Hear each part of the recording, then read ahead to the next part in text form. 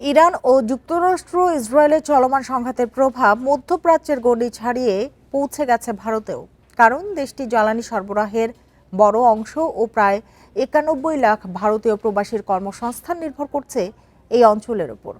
বিশ্লেষকদের মতে সংঘাত দীর্ঘ হলে মধ্যপ্রাচ্য থেকে বছরে প্রায় $৫০ বিলিয়ন রেমিটেন্স প্রবাহও ঝুঁকির মুখে পড়তে পারে। বিশ্বের গুরুত্বপূর্ণ জ্বালানি পথ হরমুজ প্রণালী, যা দিয়ে বিশ্বে প্রায় ২০ থেকে ৩০% অপরিশোধিত তেল ও এলএনজি পরিবহন করা হয়। বিকাশ পেমেন্টে ১০,০০০ টাকার বেশি অফার। শপিং চলছে তো। চলমান সংঘাতের জেরে এই পথ কার্যত বন্ধ, ফলে বেড়েছে তেলের দাম, ব্যাহত হচ্ছে সরবরাহ,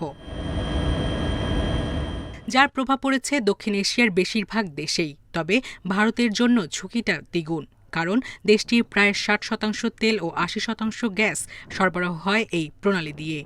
ফলে ভারতের জ্বালানি নিরাপত্তা হুমকির মুখে পড়তে পারে বলছেন বিশ্লেষকরা।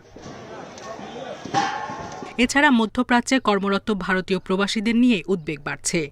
উপসাগরীয় সহযোগিতা পরিষদ জিসিসি-ভুক্ত দেশগুলোতে থাকেন প্রায় ৯১ লাখের বেশি ভারতীয়। তারা প্রতি বছর প্রায় $৫০ বিলিয়ন দেশে পাঠান।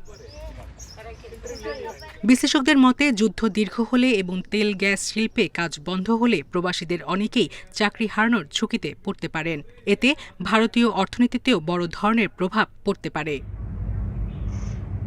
সাবেক ভারতীয় রাষ্ট্রদূত তালমিজ আহমেদ বলেন, উপসাগরে কর্মরত প্রতিটি ভারতীয় সাধারণত দেশে ৪ থেকে ৫ জন পরিবারের সদস্যকে সহায়তা করেন। ফলে তাদের আয়ের উপর সরাসরি নির্ভরশীল মানুষের সংখ্যা প্রায় ৪ থেকে ৫ কোটি।